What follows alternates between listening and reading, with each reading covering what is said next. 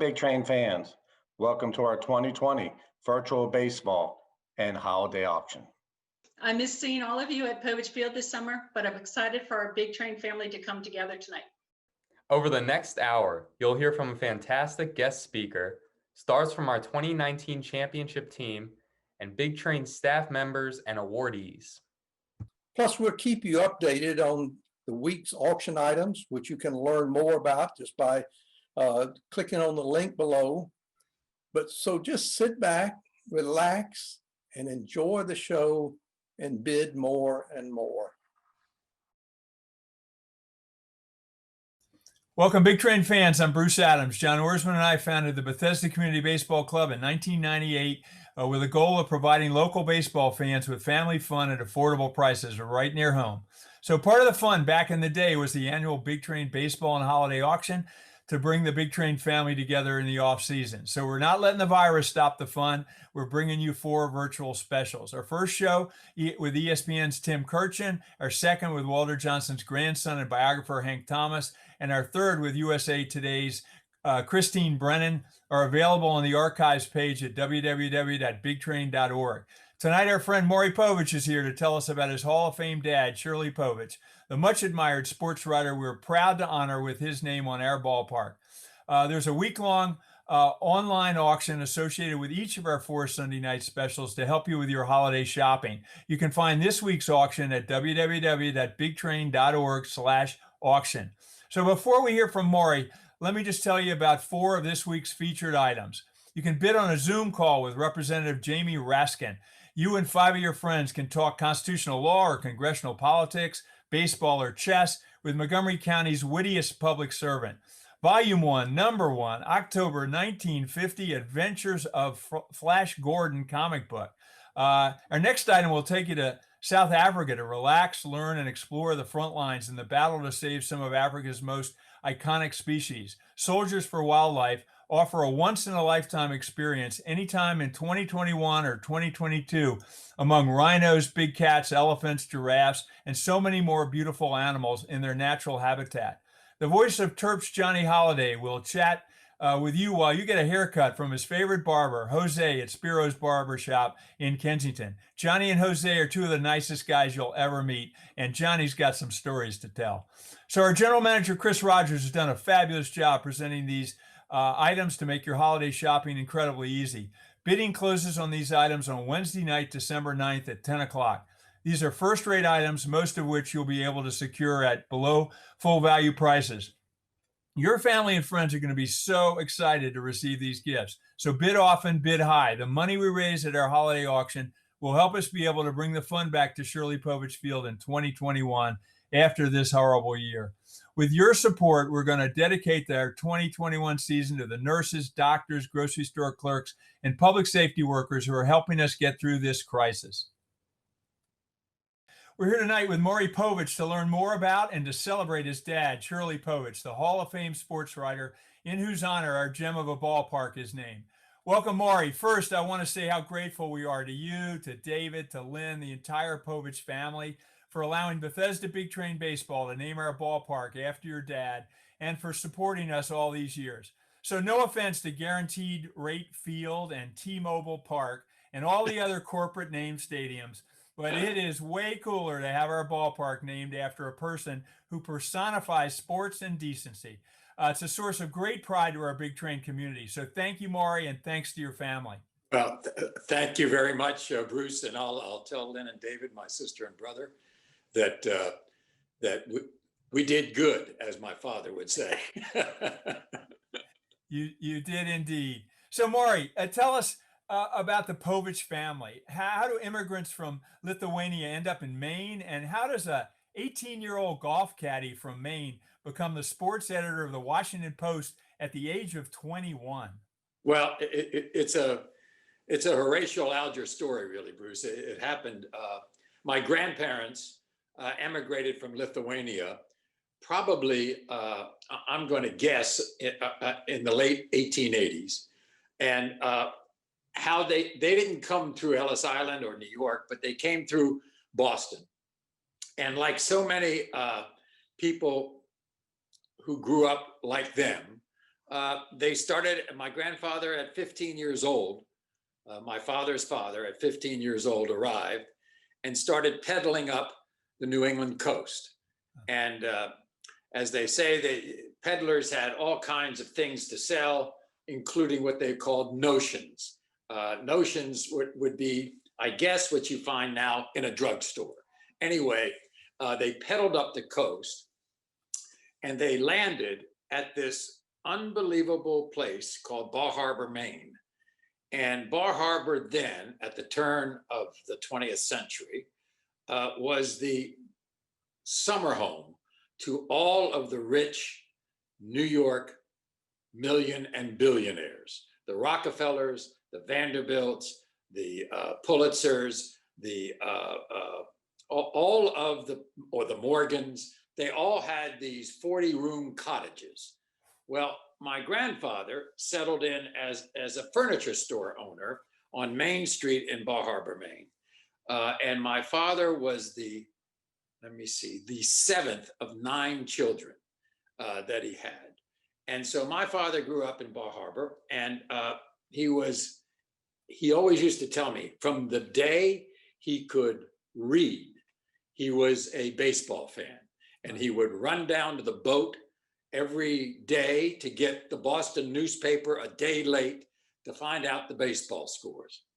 So he was a great baseball fan before. I mean, this was a 7, 8, 9, 10-year-old kid.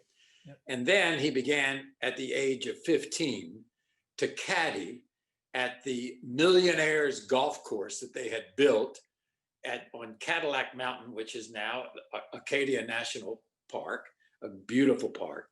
And so he was caddying and for all these rich people. And he was one summer afternoon in 1919, he was at that age, he was 14, 15 years old. And it was a hot summer day. It was 80 degrees. He wanted to go swimming with his friends, but the caddy master said, no, you have to stay here and you have to caddy for this man. And he looked there and he didn't know this gentleman. He was a rather rotund guy. And my father caddied and he found balls that this guy hit offline that no other caddy had found. And so this man after the round said, I want you to be my caddy every day this summer. And so my father was the caddy for this gentleman every single day for the next 3 years. And when my father graduated high school at the age of 17, this man went to my grandmother and said, I want to take your son Shirley with me. I want to take him to Washington, D.C. I own my own golf course. He's the best caddy in the world. I've got my own golf course and I own something called the Washington Post newspaper, and I will give him a job. And my father, who had never been off Mount Desert Island, Bar Harbor, Maine, went to Washington, D.C., wide-eyed, didn't know what was going on. And he showed up at this man's house. And this man was Edward B. McLean, commonly called Ned McLean. And his golf course, for all those people in the Washington, D.C. area, was where McLean Gardens on Wisconsin Avenue is right now. That was his home and his golf course. And my father showed up in 1922. And he was so happy to see my father because my father arrived. He said, oh, I'm so glad you're here, Shirley. Here's who you're going to be caddying for. President Warren G. Harding, this is Shirley Povich, 19 years old, the best caddy in America.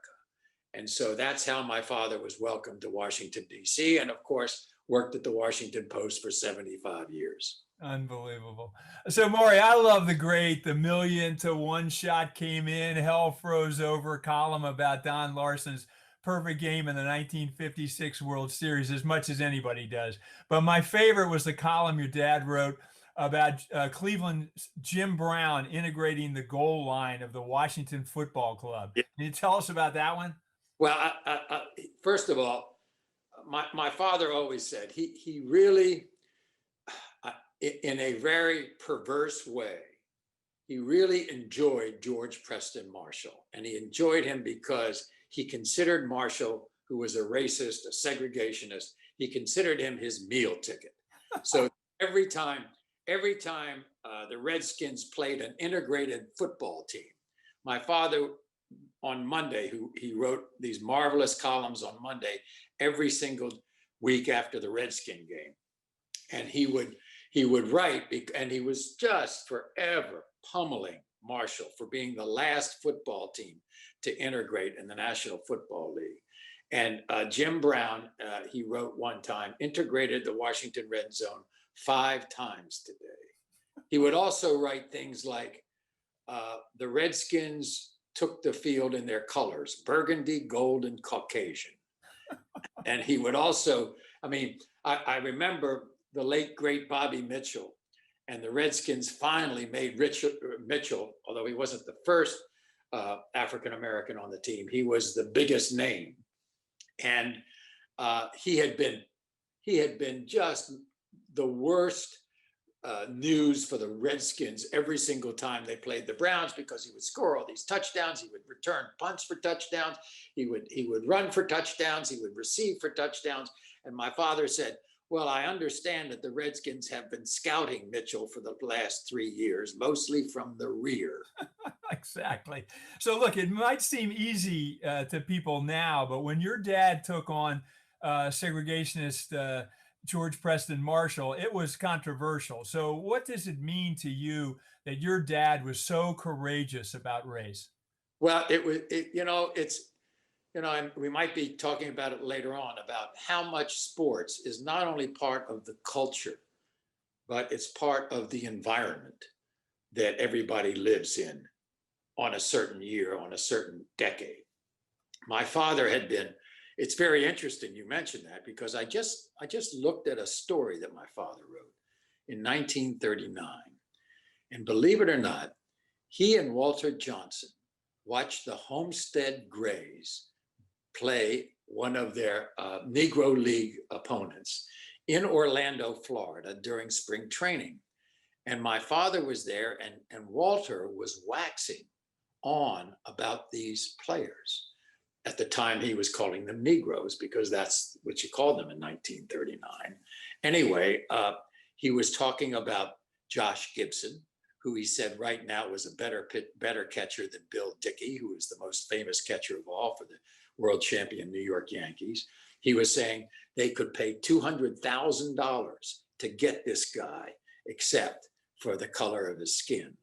And it was remarkable, because Johnson told my father a story that in 1909, during the barnstorming age, after the season was over, he ended up pitching for one of the Negro League teams.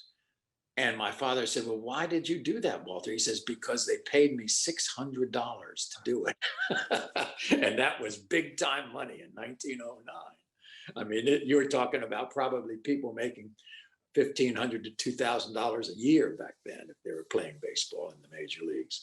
And so he was the first major sports columnist and a major newspaper to castigate Kennesaw Mountain Landis, the baseball commissioner, and all of the owners of baseball teams for not allowing the African Americans into the leagues. And he wrote a huge, won the National Headliners Award for a huge 13-part series on breaking the color line with Jackie Robinson after 1947.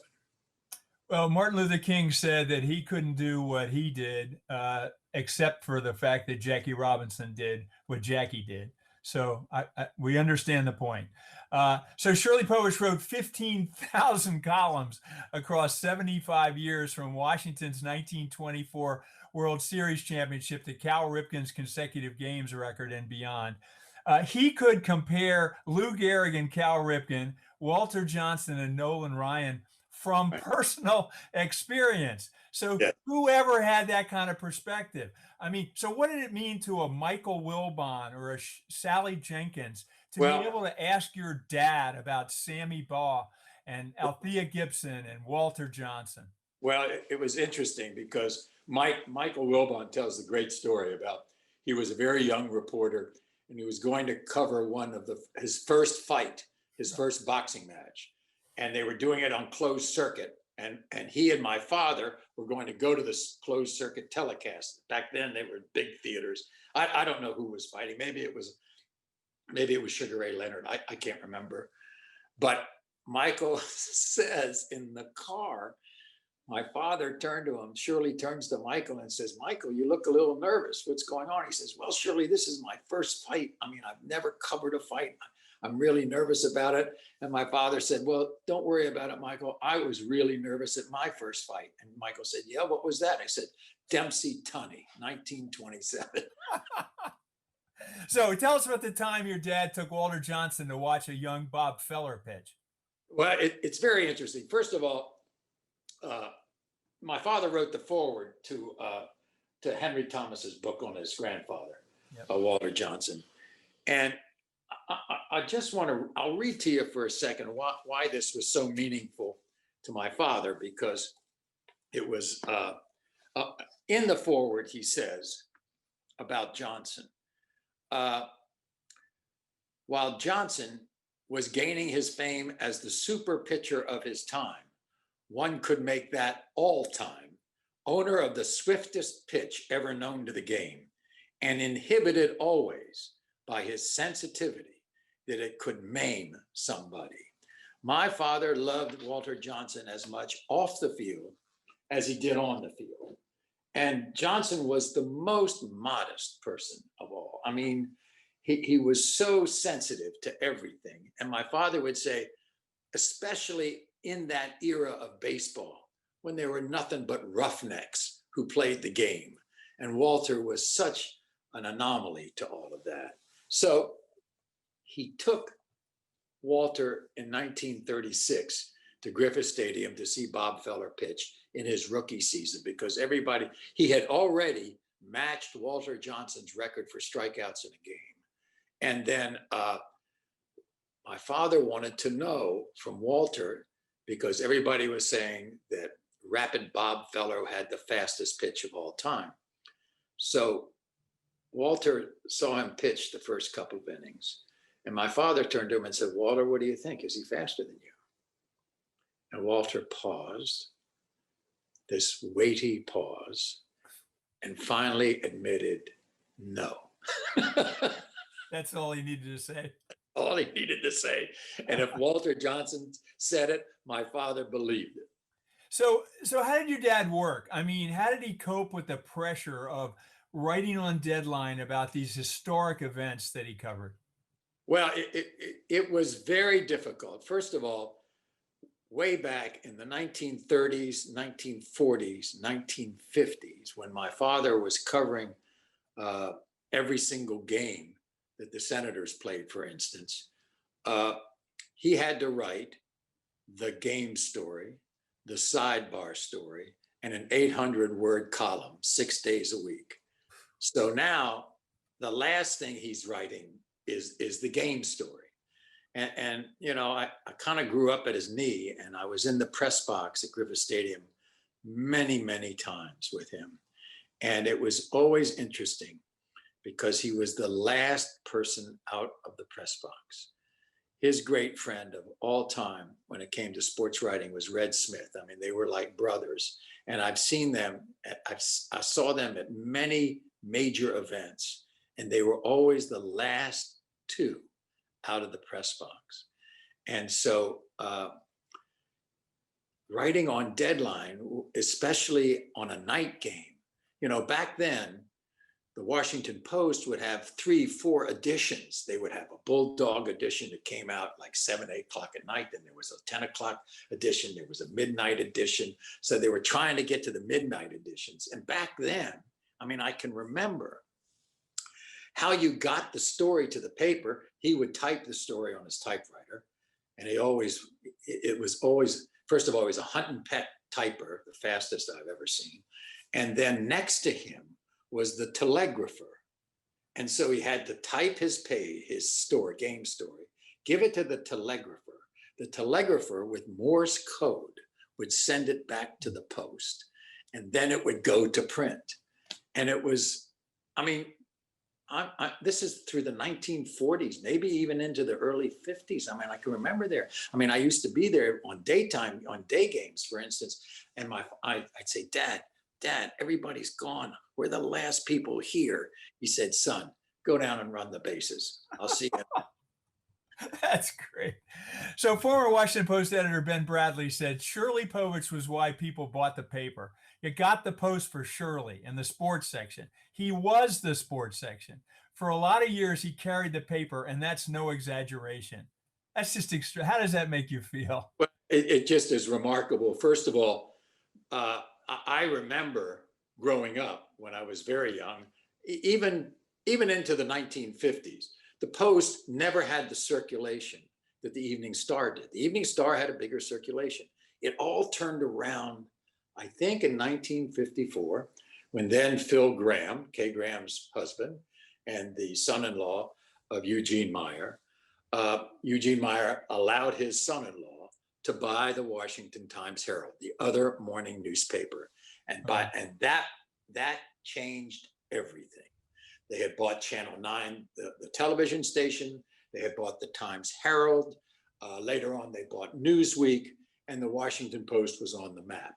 But through the 1920s, 30s, 40s, early 50s, they were, my father told me in the 20s and 30s, they were the fourth-rated newspaper in a fifth newspaper town, 5 newspaper town. And so even, I mean, Eugene Meyer, Kay Graham's father, always said he would always have Shirley up to his office, and he would say, Shirley, you're the only thing anybody's reading in the paper. I said, well, Mr. Meyer, for instance, I can even tell you this because there's a story of a young 13-year-old named Warren Buffett, who came to town because he was the son of a Nebraska congressman. And his first job was delivering the Washington Post. And all he ever made his money on was new subscriptions. And the only person he could sell to a possible subscriber was the sports page with Shirley Povich. And my father used to see Warren all the time because when he became a member of the Post board, the Washington Post board, he would see Shirley all the time, and he would just pat. You're the reason I started out. You're the only reason I was successful at my first job, Shirley. Wow. So, what would Shirley Povich be writing about our sports today? Well, I think, look, if you go back and take a look at my father's stories, for instance, the 1968 Olympics in Mexico with John Carlos and what happened there, my father would be right there with all those players who are kneeling before the national anthem today. He would have been a great supporter of Colin Kaepernick. He would have roasted those owners for taking any other stance. And now you see the whole thing changed. Everything changed in the last year about the owners and their players' individual rights. And so I think the owners have finally come around. My father would have roasted them. It would have been, a lot of the great writers in around my father's time would always say with Shirley is, he would stab you with a velvet sheath. You wouldn't even know it. So, Maury, your dad was insistent that everyone should get to play the game and everyone should get to cover the game. He won virtually every award a sports writer could win, including the Taylor Spink Award at the National Baseball Hall of Fame. Now we have the Shirley Povich Center for Sports Journalism at the University of Maryland. How would you summarize the impact that Shirley Povich has had on the profession of sports journalism? Well, I think more than anything else, and George Solomon, who was the original director of the Shirley Povich Center at the University of Maryland, And George was his editor for over 20 years. George actually kept him alive. And when I say it kept him alive, my father retired in 1974. And my father, George, kept my father writing. He wouldn't let my father retire. My father finally said, I'm retiring retirement because of George Solomon. Because he wrote, my father wrote until the day before he died in 1998. And so at the age of 92. So George kept him writing. And so therefore, any writer who grew up in the 1990s knew of my father. You know, I think his reputation was so unique in that he had a style unto himself. It was a very, it was a simple style. And when I say simple, there weren't any big words, you know, and there weren't a lot of quotes. My father didn't believe in quoting a lot of participants in sports. My father believed that his readers wanted to know what he thought of the game, not what another player thought of another player. It doesn't matter to him. It didn't matter to him what pitch you struck out on or what pitch you hit the home run on. He wanted to be able to describe the home run to his readers the way he looked at it and no one else. And so I think we've gotten away from that in sports writing today. I don't think enough writers do that. They rely on quotes. They rely on the locker room. They rely on inter-player conflict and things like that. Or is the player getting along with management? Is the management getting along with the player? Now my father would love to take on the owners. He loved to take on the owners because he loved to poke holes into the wealth of sports. What I want to know is, what would Shirley Povich have thought about a packed house on a beautiful summer night watching elite amateur ball players in a ballpark that carried his name?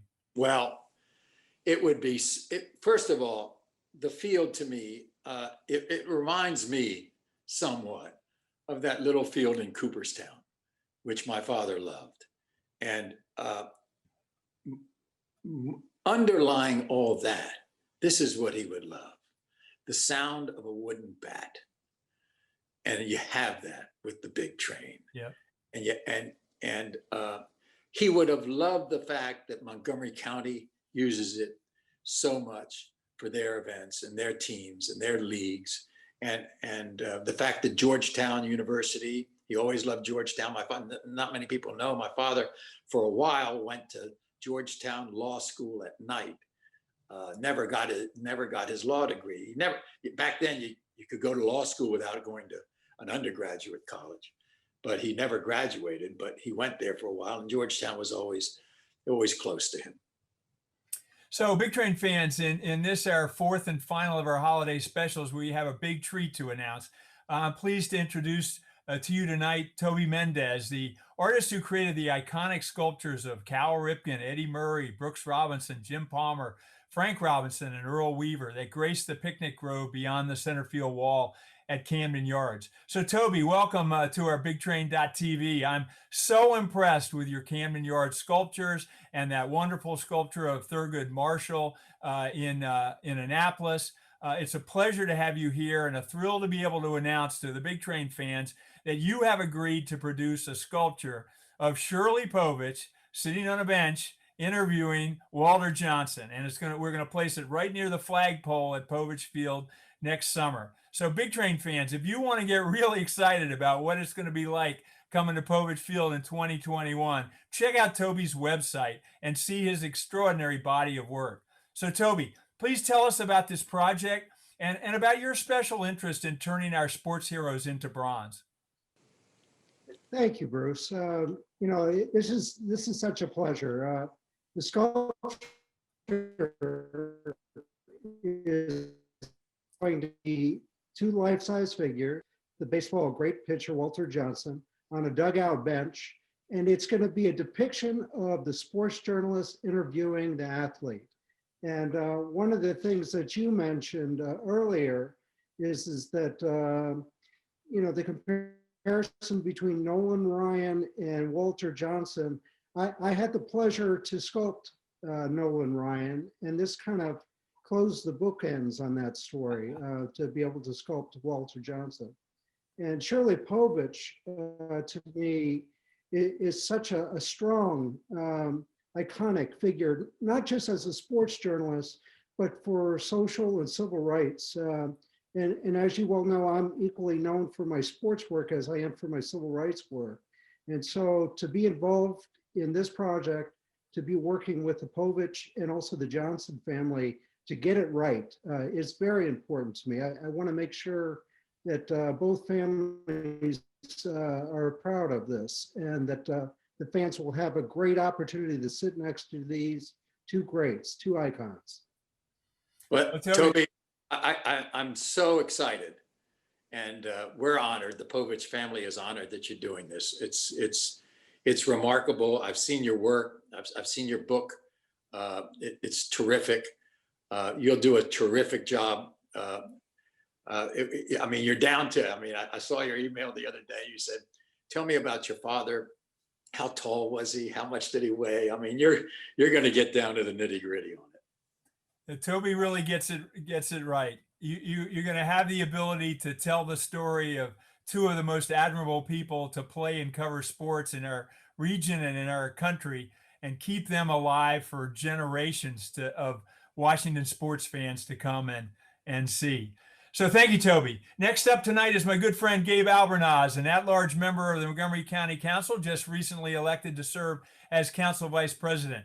Congratulations, Gabe, and thank you for agreeing to donate a Zoom call with you for one of our lucky bidders in our big train auction and 5 of his or her friends. So as chair of the council's Health and Human Services Committee, Gabe, we know you're on the front lines of our battle against the virus. But you're here tonight because of your passion for sports. Gabe served as the director of the county's recreation department for 12 years under County Executive Ike Leggett, and was one of the founders of the Montgomery County Sports Hall of Fame.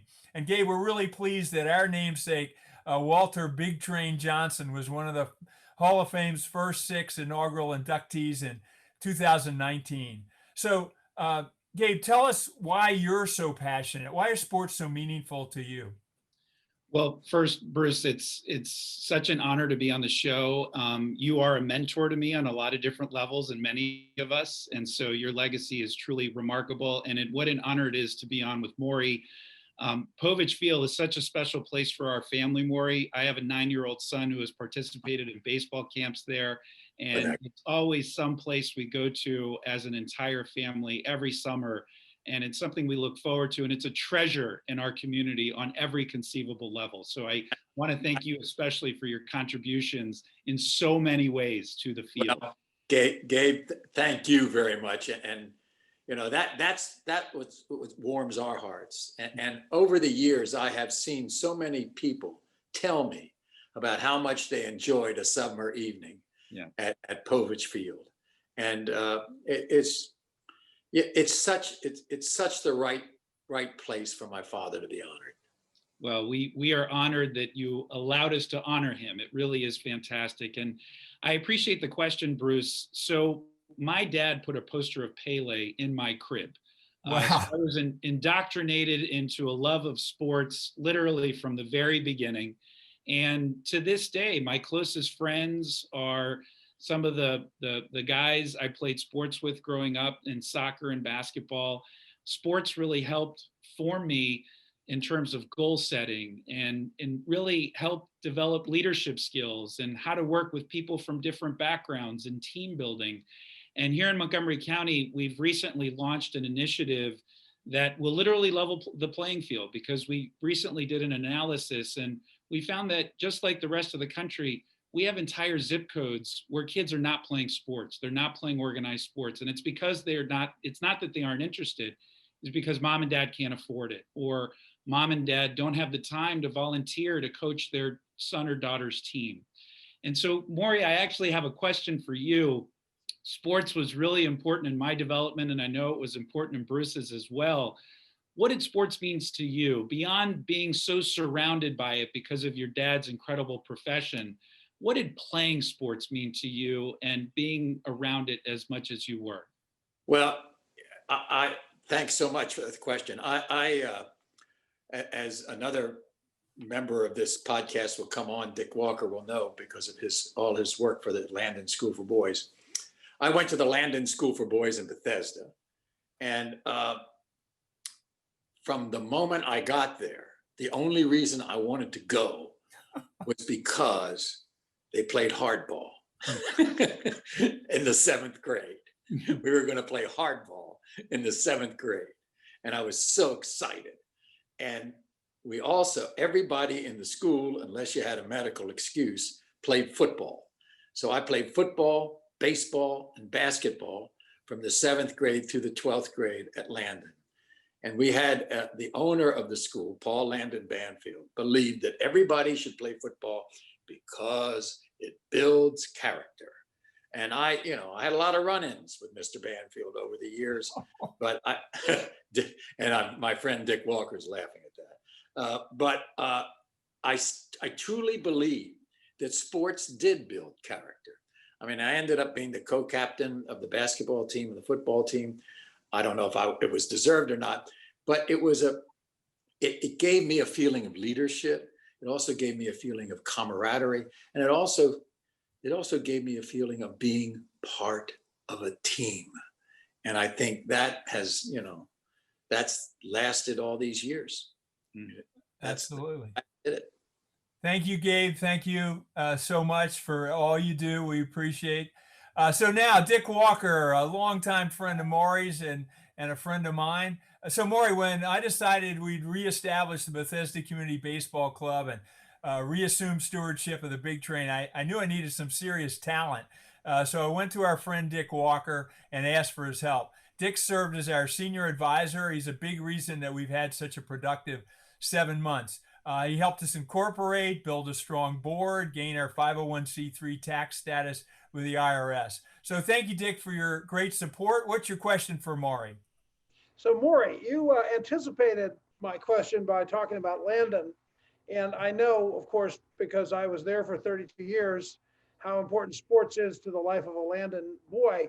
But I want to ask you a question about your friends at Landon and your time as a Landon student and your dad. Did your dad take you and your buddies to Redskins games, Senators games? Yeah, I mean, first of all, my father loved to come to the school. In later years, like in my sophomore, junior, senior year when I was playing sports, he always kind of tried to hide behind the owner of the school. He didn't want to, because we were playing ball, usually down football down on the field. But he loved the school. He loved Banfield because he knew Banfield was a tough guy, and he would keep kids in line, my brother and me. But because of my father, we were so fortunate in my junior year. So that would have been 1956, the spring of 1956. He got the Washington Senators to allow us to come down to the baseball team at Landon, to come down to Orlando, Florida, to the training quarters and train for a week with their minor league team, the Chattanooga Lookouts. And everybody, to this day, I mean, I saw some of the alumni at Landon, and one fella who you knew well named Tommy Kern. Tommy comes up to me and says, "I still remember the spring training that we had in Orlando with the Senators minor league team, and we were living in a bunkhouse there. It was the greatest." I said, "Tommy, you remember more than I do about it." My last question to you is that, and again, I just have so much admiration for you as a person, and you've been so loyal to both the Big Train and of course to Landon. But as you look back, tell one story, if you could, that you haven't told already about a special time with your dad at a sports event, whether it's a Redskins game, a Senators game. I know you're an avid golfer. Did your father play golf? Or my father loved golf. He had a homemade caddy swing, took the club all the way back around. He played he loved golf. He really loved it, but he wasn't particularly good. I'll tell you this story. I can remember one time during a ball game when Casey Stengel was managing the New York Yankees, and they were playing at Griffith Stadium, and I was working for Bob Wolf, the broadcaster. I had a great years of working for Bob Wolf, many, many years. Really taught me a lot, taught me everything about the business I'm in now, television, and in terms of being honest and truthful. So my father is interviewing Casey Stengel before the game in the dugout, and I'm sitting next to my father. My father's, and Stengel, anybody who knows about Casey Stengel, he would meander, he would wander into these strange monologues about, you never knew what Casey was going to say. So the column the next day was an end quote, and 800 words later, it was nothing but Casey Stengel. And after 800 words, there was an out quote, an end quote. And I'm reading the story, and I go to my father and said, Dad, I was there the whole time that Casey Stengel was talking to you. He didn't say half the things you put in the column. And my father said, he should have. Well, Maury, there were times you take dramatic license. I can only wonder what it must have been like to be 10 years old and have a dad who was on a first name basis with every one of your sports heroes. Yeah, it was remarkable. And when I was very young, I was the bat boy for the Senators in spring training in Orlando.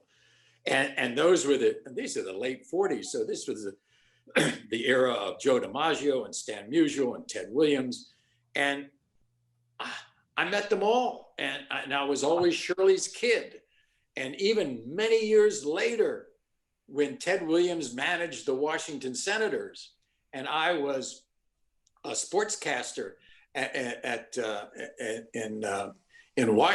Washington, I was a sportscaster at Channel 5, and I saw him for the first time, and even Ted Williams said, "That's Shirley's kid." He's all grown up with long hair. It must have been fantastic. So, Big Train fans, in 2002, the Bethesda Community Baseball Club established the Randy Scholes Big Train Outstanding Service Award in honor of our Booster Club chair, who's been such an extraordinary community leader in our area. On November 15th, we presented this award to 3 leaders of BCC baseball. On November 22nd, we honored our friend Hank Thomas, the grandson and biographer of Walter Johnson, along with our indispensable trainer, Christy Voigt. Last Sunday, we presented the awards to the co-chairs of our host family program, Ann Fletcher and Emily Waldman. The Randy Scholes Big Train Outstanding Service Award goes to those special people who've made significant contributions to our organization. So tonight, I'm really pleased to present this award both to Maury Povich and to Dick Walker. Friends, I thank you so much for all you've both done to support our Big Train program. I hope you enjoy the framed replica of the print of Big Train Baseball at Povich Field done by the famed printmaker Joseph Craig English in 1999. Maury. Thank you so much. I'll welcome this on behalf of not only myself, but my brother David and my sister Lynn and the entire extended Povich family. Thanks so much, Bruce. Appreciate that. Thank you. And Dick, thank you for what you've done. Thank you so much, Bruce. It's been an honor and a privilege. I've always enjoyed Big Train Baseball, brought my kids to the park, and I'm so excited that you're back running it and that we're looking forward to a great 2021 season. We hope so. So my thanks to Maury for making us smarter about one of the legends of sports journalism, and to Toby, to Gabe, and to Dick. Thanks, guys. And now here's our Congressman, Jamie Raskin. We thank Jamie for being a sponsor of our holiday event and donating a Zoom call to our auction. Nobody's more fun to talk with than Jamie. So bid that one up. Welcome, Jamie. Bruce, thank you for having me. And I love the Big Train, and I'm delighted to participate in the holiday auction. And I want to send special greetings to Maury Povich, whose daughter Susan is one of my dearest and most beloved friends. And I grew up with the Poviches, of course, like everybody else around here. And I love Shirley, and I love Maury, and I love the whole family. And I'm really psyched about this statue that will be created by Toby Mendez. And Toby, of course, did the Thurgood Marshall statue that I got to enjoy as a state senator right out in front of the State House for so many years. So that's a really splendid thing. And I want to thank Maury for his devotion to the Shirley Povich Field and to baseball, America's pastime, right here in Montgomery County. So, Jamie, tell us your thoughts on, we've been through an incredibly tough year. What is the role of sports in bringing us back to normalcy? Well, I mean, sports are life, sports are the way that people exercise their bodies and their minds and their spirits and their teamwork and their sociability. And we've been so inhibited and constrained and confined and isolated by this nightmare. So for me, the resumption and revival of sports in America is going to be a statement that America is really back, when people are playing baseball again and football and soccer and tennis and running and so on. And I've discovered the absolute joys of hiking during this period. And I try to go for a hike every day in Sligo Creek or Rock Creek or Northwest Branch or somewhere around here. And, there's a lot of pleasure in that, but it's a pretty solitary experience. And it'll be great when we can resume group sports and, have the fun of it. And, the kids can be singing, Take Me Out to the Ball Game again. Thank you, Jamie. We appreciate your support. Now, a word from our sponsors at the Dandy Walker Alliance, and then Sal Colangelo will present his Big Train Managers Awards to our 2019 Outstanding Starting Pitcher and the winner of our 2019 Hustle Award. 1 in 10,000 children are born with a brain malformation known as Dandy Walker syndrome. Dandy Walker can cause enlargement of the skull, lack of muscle control, and other developmental challenges. More research is needed, but we do know that early therapy helps many live healthier, fuller lives. 1 in 10,000 may not seem like a lot unless your child is the one. Learn more, find help, and help others. Visit dandy-walker.org.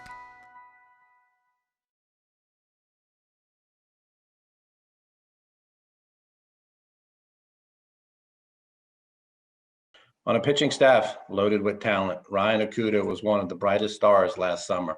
Across 5 starts, he compiled a 3-0 start with a 1.12 ERA with 32 strikeouts. He carried the momentum into the playoffs, and his 6th inning of 1-run ball in the LCS Game 3 helped set the Big Train for their 4th consecutive Cal Ripken League title. He was the star of the show every time he took the mound and always put us in position to win. I'm excited to present Ryan Okuda of Virginia Tech with the 2019 Big Train Most Outstanding Starting Pitcher Award. Ryan, would you like to say anything to Big Train fans? Yeah, absolutely. I just want to thank everyone for making the experience so amazing. The fans, Big Train as an organization, it was just an amazing summer. Something I definitely will never forget.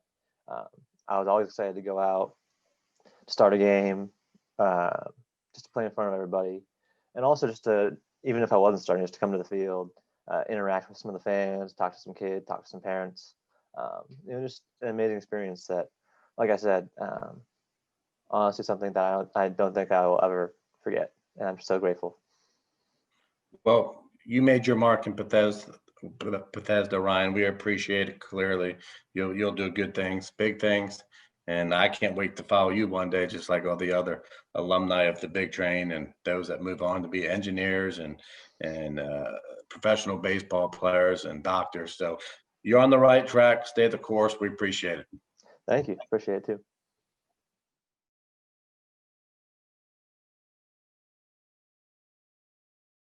Last year, Gio Diaz set 3 records on the base paths. Not only are his 39 steals a Big Train and Cal Ripken League single season record, but they are now the Big Train career mark, surpassing what the previous holder, Johnny Noble, did over the course of 2 seasons.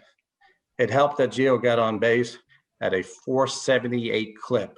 And whenever he got on base, you knew he was ready to make something happen.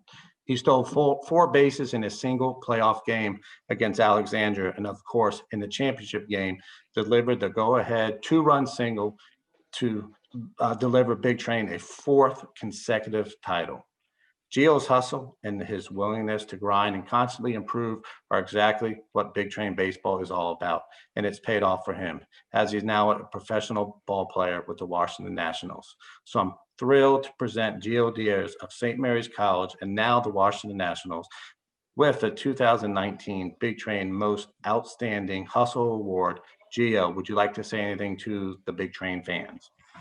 No, I would like to say to the fans, I had a great time, a great season playing there in the summer of 2019. It was a great opportunity for me, and I feel very lucky because after that season that I had there, it kind of propelled me into starting my professional career here in the Nationals. So I want to thank the Big Train and the fans, but also you, Sal, for writing me in the lineup every day that I was out there and allowing me to play my type of game that I play, and you've helped me a lot with that. And just want to thank you for just writing me in the lineup and believing in me. Well, Gio, I appreciate it, but you wrote yourself in the lineup. You know, when you work hard and you're a good kid and you do the things that we ask you to do and you question and you do the things we tell you to do, it shows not only that you're a good player, you're a coachable person. And it definitely transpired over to St. Mary's your last year with Coach Moore, who's wonderful. So it's you, it's not me. I mean, it's just my pen writing it down, but you earned it for me to do it. So I'm just as honored. So thank you, Gio. And, you know, once you get down to spring training, if I'm down there or you're up here, up north here in Virginia or Fredericksburg, which is about 20 minutes away, I will come see you. Just leave me a ticket. Beautiful stadium. No, beautiful stadium, Gio. Unbelievable stadium. Oh yeah. I'm excited for all that. So, but thank you, Gio, and have you make sure you and your family have a great holiday. Congratulations, guys. Thanks, Sal. Big Train fans, we're now going to turn the camera around and talk with our general manager, Chris Rogers. In addition to all his other duties, Chris has produced all 4 of our Big Train baseball and holiday auction specials. Chris, you've done a great job. Our fans and I really appreciate the time and attention you put into this. I'm sure you're going to be relieved to be able to get some time off for the holidays. I hope you're really proud of what you've produced here. So tell us how you acquired these technical and graphic skills that have allowed you to do this.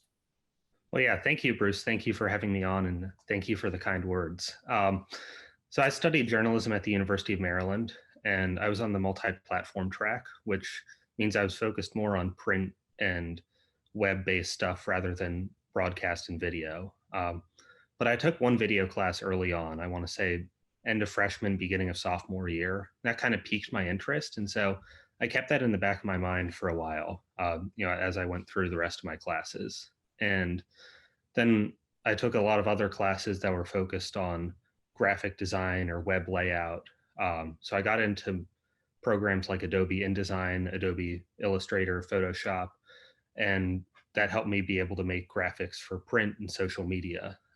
So things like lineup graphics and promotional stuff for Big Train, and then also for some other organizations that I was a part of in college.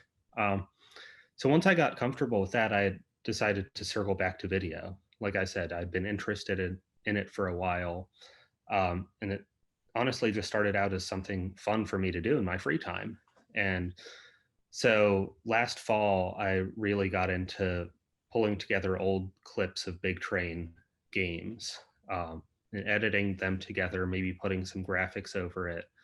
And that kind of brought us to where we are now. You know, in the spring, I started putting them out on social media as a way for our fans to be entertained throughout the pandemic, or at least in the early stages when we didn't know how long this was going to be lasting.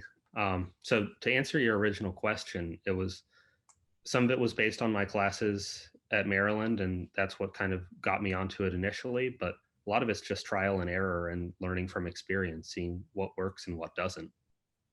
Well, you're doing a great job. Unfortunately, now you have no free time because you're so good at this. So tell us how you first got involved with Big Train and how you worked your way up to the top position as our general manager? Well, I've been coming to Big Train games for years. I first started in middle school, probably. I would come over to Povich Field with my mom, who's a diehard baseball fan, a diehard Big Train fan. So we would go to a lot of games together in the summer. And then it was also a great hangout spot for my friends and I. You know, it's a cool place for us to have a little independence when we're in late middle school, early high school. We can kind of go mess around and not be under the watching eye of parents all the time. That's the point. Yeah. So I think those two things really got me onto Big Train at a young age. And then fast forward to my freshman year of college at Maryland, I was looking for an internship for the summer. And I don't even remember how I happened upon it, but I saw that Big Train had internships. And I figured, well, I'm studying journalism. I want to be a sports writer. I love baseball. I love Big Train. I'll apply. Let's see what happens. And so I interviewed, I got the position, and it ended up being probably up until that point, the best summer of my life. I immediately fell in love with being on the other side of things. I had gone to so many games as a kid and all through high school. And so I loved the environment down on the field and in the stands, but being able to be up in the press box and see everything from that perspective was really a lot of fun for me. And then the people were all fantastic. The people I interned with, the people I was working for, Sal, the coaches, all of the fans and host families I was interacting with. And just being able to be in that kind of close-knit, warm, friendly environment every night while also watching high, championship caliber baseball and being able to get some experience writing was just a positive in every aspect. So then the next 2 summers, David Schneider, who's the GM at the time, brought me back in an expanded role, kind of like a jack of all trades position. So I helped with the volunteers and pregame ceremonies. I scheduled the national anthem singers. I mentored some of the media interns. And I really liked that position because it gave me a feel for every role within the organization. And I think that was valuable for me, especially now, because it helped me understand all of the different things it takes to make Big Train really successful. So I want to thank David because he gave me so many opportunities and put me in positions to succeed year after year and believed in me. And when I was a senior in college, going into my senior year, he offered me a position as assistant general manager for when I graduated. And so I spent the 2018 and 2019 seasons in that role. And then was lucky enough that you and the rest of the Bethesda Community Baseball Club board decided to bring me on as general manager this summer when Big Train transferred stewardship. So kind of circling back, for me, there's a million things that make Big Train special. I could go on and on for the entirety of this show about that. But number one for me is the people. That's why I keep coming back year after year. That's why I love this job so much. There's people I interned with back in 2015 who I'm still close friends with. There's host families and longtime fans and players who I stay in touch with year round. And then I'm just so lucky to be able to work with people like you and Sal and Eric Cole, Becky Crowley, the rest of the board. And you all make this job so much fun. Well, thank you. You're doing a great job. So I know you're particularly proud of the excellent job done by our Tim Kirchin Sports Journalism Fellows this summer. So a lot of college interns across the country and around the world were really disappointed when they learned their long-planned summer internships were going to be wiped out by the virus. The ability to adapt to a changing environment is the mark of a successful organization. So for those out there who might not know about BigTrain.tv and the Big Train Beacon, will you tell us how we adjusted to fill the baseball void for our fans once we learned the Ripken League season was canceled? Yeah, I couldn't be more proud of the Kirchin Fellows. First off, they're all fantastic people, and they were a joy to work with this summer. And I think that's one of the things that contributed to our success. 2020 has been pretty crazy, and the Kirchin Fellows were thrown a big curveball, but they took it in stride. They all signed up. We had hired them to be media interns covering live baseball when they were hired back in February or March. And when COVID canceled our season, we asked them to take a jump, a leap of faith and start creating online virtual content for us, and they killed it. They were fantastic. For 2 months, we produced weekly Big Train TV shows, 3 of them. We had Talkin' Baseball with Sean Salehey and Sal Colangelo. We had Safe at Home Tuesdays with yourself, Bruce, and then we had Top 10 Thursdays hosted by Alex Drain. And then on top of that, we had 5 issues of the Big Train Beacon online magazine. And so we were able to cover everything from some of the most iconic Big Train games in history to the history of the Negro Leagues to the ins and outs of what it's like to be a host family and what it's like for a player to live with a host family for the summer. And just to tell us how people can still see all that. All that's in our archives, right? Yeah, so all of that, I'll put the links up on screen here. But if you haven't caught up on everything we did this summer, I really encourage you to check it out. Nothing replaces Big Train Baseball, but I'd like to think that this online content gave our fans something to be excited about this summer. And obviously, none of this would have been possible without the hard work of the Kirkshin Fellows. And so I want to give each of them a shout out. Sean Salehey, Alex Drain, Patrick Sanderson, Alex Murphy, Aaron Byard, and Noah Ziegler. You all were flexible. You kept a positive attitude throughout, and your willingness to adapt and be creative and find new solutions and just keep your head up throughout the whole summer, I think should be an inspiration to our whole Big Train community on how to make the most of whatever curveballs life throws. And I hope a great learning experience for the Kirkshin Fellows, that adaptability is the key to success in life. So, of course, we can't be certain about what 2021 will bring, but it does appear there's some hope on the way. So how is Big Train preparing to bring the fun back to Povich Field in 2021 after this incredibly difficult year? Well, first off, our number one priority is keeping everyone safe. Yep. Players, fans, coaches, staff members, host families, campers at our summer camp. Big Train is one big family. That's how I see it. And so I feel like it's our responsibility to keep everyone in that family safe when they show up to the ballpark. We've created a COVID task force, and in the coming months, we're going to meet regularly just to make sure that we're enacting the best practices we can in order to keep everyone safe this summer. But I'm really optimistic about summer 2021. I think we're going to be in a much better place than we are now, and I'm looking forward to bringing the community together again. We're planning some really cool theme nights that I'm excited to share with you all as we get closer. I know Sal has done a great job recruiting the roster, which might be our most talented yet. I think that every year it just gets better and better. We just opened up our summer camp registration this week. And so, yeah, 2020 hasn't been a great year, but I think there's a lot to look forward to at Povich Field for summer 2021. And you have my word and the word of the organization that your safety as a fan is going to be the number one priority for us. Yep, absolutely. So our new board is putting a major emphasis on building a strong network of volunteers.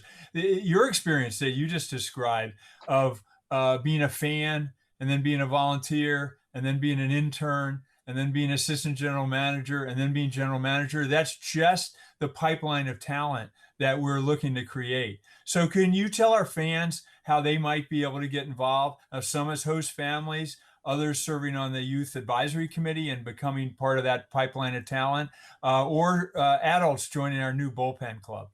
Absolutely. So we're always looking for devoted volunteers and community members to help make Big Train a success. Last week, you all heard from Ann Fletcher and Emily Waldman, who are the backbone of our great host family network. So if you're interested in being a part of that and opening up your home for the summer, I'm happy to put you in touch with Ann and Emily, as well as Amy, our new co-host family coordinator. With Becky Crowley at the helm, we've established a bullpen club for adult volunteers who want to help with game day operations, community events, and anything else that they're interested in being a part of with the organization. If you're a seasoned official scorer, we're looking for some help there when next season rolls around. That's a big one. So we're always looking for that. Our youth advisory committee is a great opportunity for high school students who want to help us plan for the 2020 season. And so high school students, if you're looking to get involved even before next summer, by all means apply for that. And then I'm hoping to launch our 2021 internship application in the coming weeks as well. And that'll provide some great opportunities, both up in the press box and down by the field for college and high school students next summer who are looking to break into the sports industry and get some experience that way. So if any of those positions interest you, shoot me an email and we'd love to bring you on board. Great. So we thank you for your hard work. I think we've had a really successful first 7 months in large measure because of you. I hope you do get an opportunity to enjoy the holidays. You deserve it. So thanks, Chris. Big Thank Train you, Bruce. fans, this is the last of our virtual holiday specials for 2020. To finish your holiday shopping, please go online and check out this week's auction. This is your opportunity to pick up fabulous items and special experiences as holiday gifts for your family and friends, often at less than full value prices, while helping us prepare for the 2021 season of Big Train baseball at Povich Field. In addition to the featured items I mentioned at the start of the show, there's some other great items. Now that you've heard the exciting news tonight that we're going to have a sculpture of Walter Johnson and Shirley Povich done by Toby Mendez, the artist who turned the heroes of Birdland into bronze, you're going to want to bid on that Orioles game with Toby to get the inside scoop on your favorite Orioles. A Zoom conversation with County Council Vice President Gabe Albornoz, a one-night stay at the Spring Hill Suites Marriott in Annapolis, one of the last Big Train's great Shirley Povich bobbleheads. We got a baseball signed by Hall of Famer Earl Weaver. These are just to name a few. So bidding on all these items will close on Wednesday, December 9th at 10 o'clock. In addition to this week's auction, to help you with your holiday shopping, we've opened another custom ink online merchandise store. For a limited time only, through Monday, December 7th, we're selling Big Train long sleeve t-shirts and crew neck sweatshirts. You can pick from 3 different colors, gray, green, and white. And trust me, you'll want to show off your Big Train pride wearing small town charm, big league talent on your shirt this winter. Visit the link below to start shopping now. And remember to act fast as this store is only open for one more day. After this difficult year, we hope to bring the fun back to Shirley Povich Field in 2021. And I hope to organize our first annual Roberto Clemente Community Service Day with our fans and players volunteering at community nonprofits during the day, and a Latin American Baseball Heritage Night at Povich Field, complete with a mariachi band and plenty of pupusas. So we need your financial support to make this happen. Please check out our auction and or buy our new long sleeve t-shirt, or go to the donate button at www.bigtrain.org and contribute 25 or 50 bucks to support affordable family fun right near home. A Big Train family season pass will be a welcome holiday gift for baseball crazy fans across the region. So thanks for watching tonight. This is the 4th and final Big Train baseball and holiday auction for 2020. I hope you've enjoyed them. The auction will remain open until 10 o'clock on Wednesday, December 9th. The Big Train store will be open through the holiday season at www.bigtrain.org. So happy Hanukkah, Merry Christmas, Happy Kwanzaa, enjoy the holidays, stay safe. We want to see you at Povich Field this summer. Be strong, roll train.